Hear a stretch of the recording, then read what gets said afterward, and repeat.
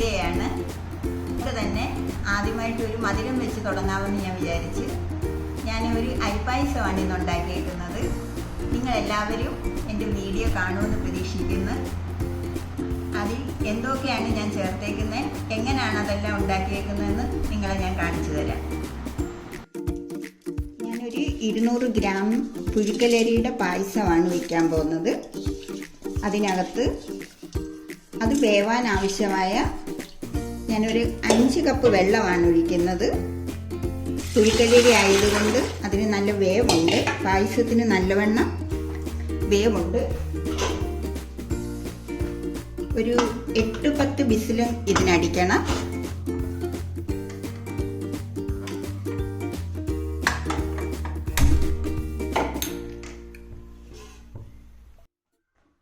ഇതിൻ്റെ സമയം എന്ന് പറയാൻ ഒരു 10 വിസിലാണ്. നമ്മൾ ഇത് നല്ല വേവുള്ള അരിയല്ലേ, പുഴുക്കലരിയാണ്, അപ്പം അതിന് നല്ല വേവുണ്ട്. ഒരു 20 മിനിറ്റ് എടുക്കും വേവാൻ.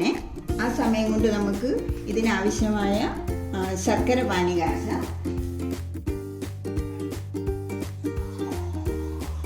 200 ഗ്രാം അരിക്ക് ഞാനൊരു 400 ഗ്രാം ശർക്കരയാണ് ഇതിനു വേണ്ടി ഉപയോഗിക്കുന്നത്. അതിന് ഞാൻ 1 ഗ്ലാസ് വെള്ളം ഒഴിച്ചാണ് ശർക്കര പാനി കാച്ചുന്നത്.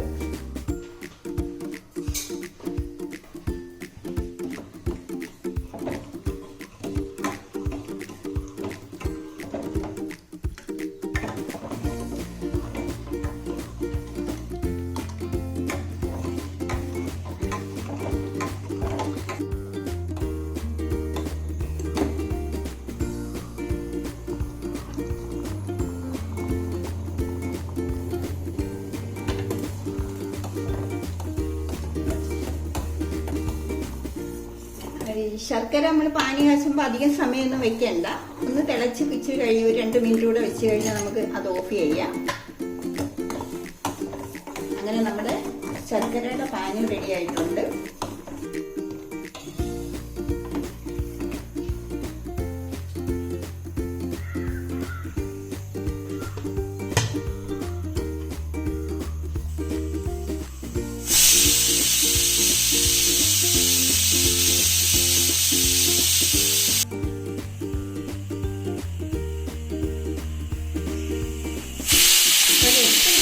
വടിക്കണം ഇതേപോലെ, എങ്കിലേ നമുക്ക് അരി ശരിക്കും വെന്ത് കിട്ടത്തുള്ളൂ. നമ്മുടെ അരി വെന്തോന്ന് നോക്കാം.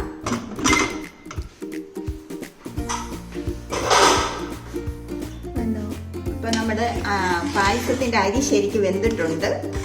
ഈ പരുവത്തി വേണം അരി വെന്തെടുക്കേണ്ടത്. ഇതിനി നമുക്ക് വേറൊരു പാത്രത്തിലോട്ടാക്കാം.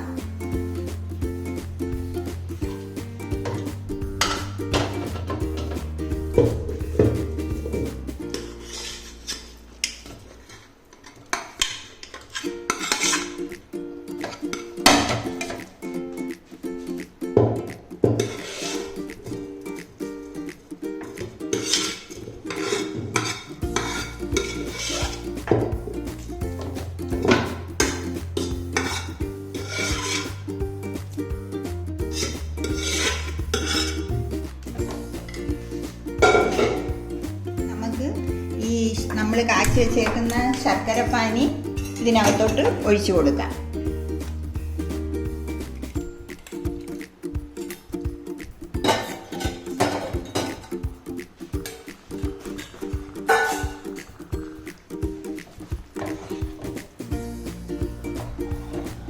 ഇനി ഇത് കുറച്ചു നേരം ഇതിനകത്ത് കിടന്ന്, ഈ ശർക്കരപ്പാനിക്കകത്ത് കിടന്ന് ഇതൊന്ന് വേവട്ടെ.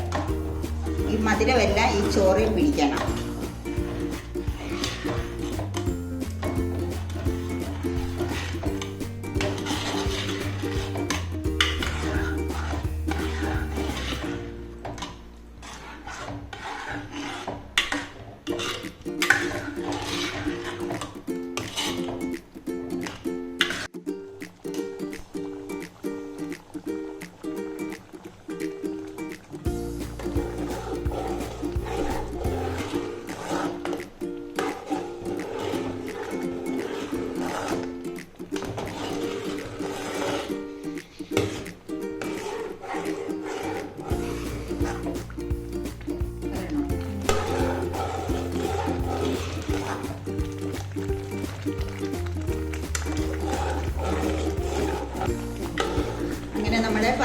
കുറച്ച് പറ്റിയിട്ടുണ്ട്.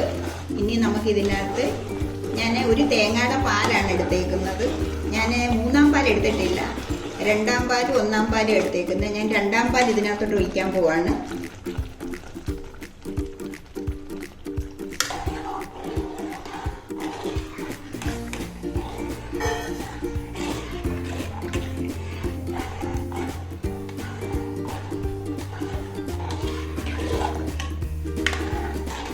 ഇത് കുറേ നേരം 2-ാം പാലിൽ കിടന്ന് കുറേ നേരം ഇതിനകത്തൊന്ന് വേവണം. എന്നിട്ട് നമുക്ക് ഇതിനകത്ത് ബാക്കിയുള്ള കാര്യങ്ങളൊക്കെ ചേർക്കാം.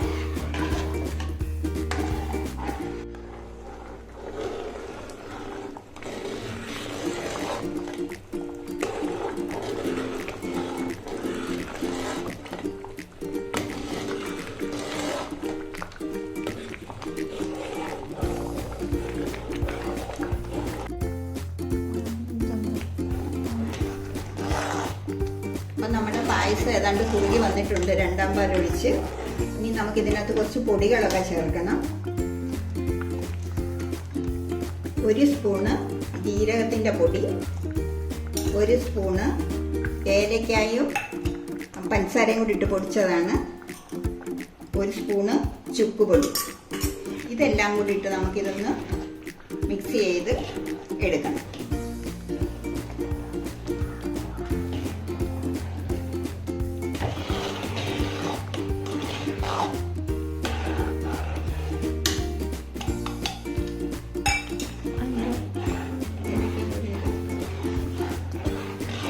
ഇനി നമുക്ക് 1-ാം പാലും കൂടെ ചേർക്കാം.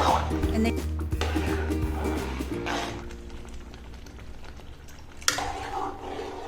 നെയ്യ് ചേർക്കുവാണ്.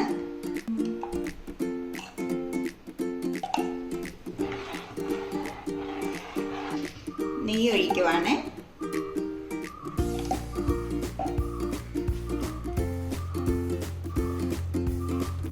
കുറച്ച് കാഷ്നട്ട് ഇടുവാണ്.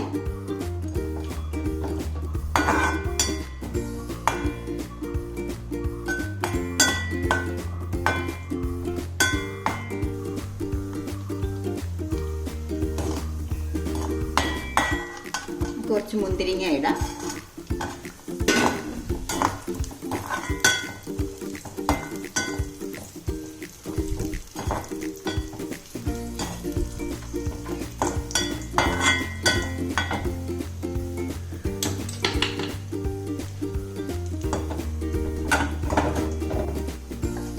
ഇതിനകത്തോട്ട് ഒഴിക്കരുത്.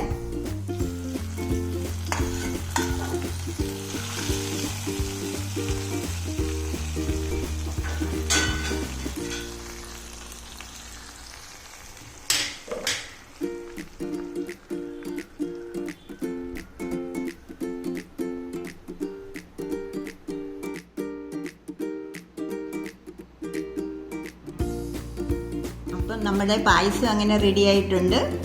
ഞാൻ വിചാരിച്ചതുപോലെ തന്നെ നല്ല ടേസ്റ്റി ആയിട്ടുള്ള ഒരു പായസമാണെന്നാണ് ഞാൻ വിശ്വസിക്കുന്നത്. നിങ്ങളെല്ലാവരും ഇത് ചെയ്ത് നോക്കണം. വളരെ ഈസി ആയിട്ട് ചെയ്യാവുന്ന ഒരു പായസമാണിത്. നമുക്ക് വീട്ടുകളിൽ മക്കൾക്കൊക്കെ കൊടുക്കാൻ പറ്റിയ ഒരു പായസമാണ്. പിന്നെ ഇനിയും എൻ്റെ വീഡിയോ നിങ്ങൾ കാണണം. നിങ്ങൾക്ക് ഇഷ്ടപ്പെടുവാണെങ്കിൽ മാത്രമേ എനിക്ക് അടുത്ത വീഡിയോ ഇടാൻ പറ്റത്തുള്ളൂ. അതുകൊണ്ട് എൻ്റെ ചാനൽ നിങ്ങൾ സബ്സ്ക്രൈബ് ചെയ്യണം, കമൻറ്റ് ചെയ്യണം, ലൈക്ക് ചെയ്യണം. എങ്കിൽ മാത്രമേ എനിക്ക് പിന്നുള്ള വീഡിയോകൾ മുമ്പോട്ട് കൊണ്ടുപോകാൻ പറ്റത്തുള്ളൂ. എനിക്ക് ഡെയിലി വീഡിയോ ഇടണമെന്നുണ്ട്, ആഗ്രഹമുണ്ട്.